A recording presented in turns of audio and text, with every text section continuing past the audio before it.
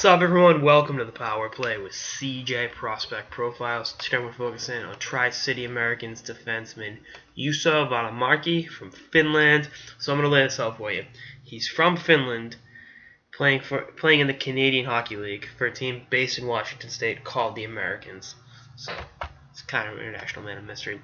Very good puck-moving defenseman and good size kid at 6'2" and about 200 pounds as well.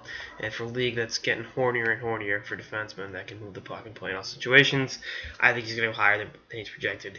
Right now he's graded out between 10th and 22.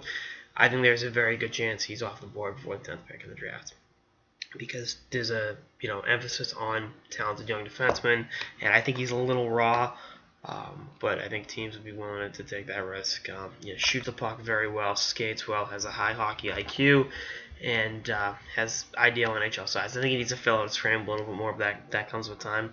And again, this is a league that's so crazy for having a strong blue line. Look at all the great teams over the last couple decade or so.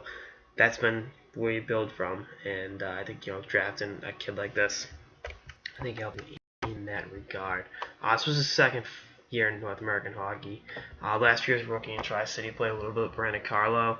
The Boston Bruins had 32 points in 56 games, and then this year pretty much doubled his offensive productivity of 61 points in 60 games, so better than a point per game. And then played at WJC for Finland in what was a very disappointing effort for the Finns. But he's a talented young kid, and I think he's going to continue to get better. He's a late 98, so he'll do one more year in the dub, and then be on to the ranks of pro hockey.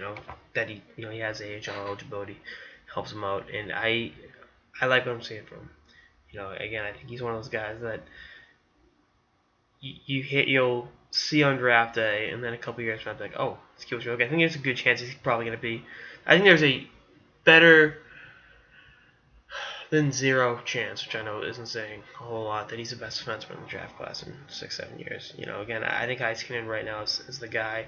Liljegren's in that mix as well. But I think right now you look at what he's been able to do, and I think how high his upside is, given that he's able to excel in so many different things, different facets of his game. I think it wouldn't shock anyone if you're talking about him as being the best defenseman in this draft class. And again, outside of the top two, this draft is more of a crapshoot than any draft I've seen in a long time. And it's such an inexact science. And I always reference this with all drafts, but I use the NFL as one point of reference.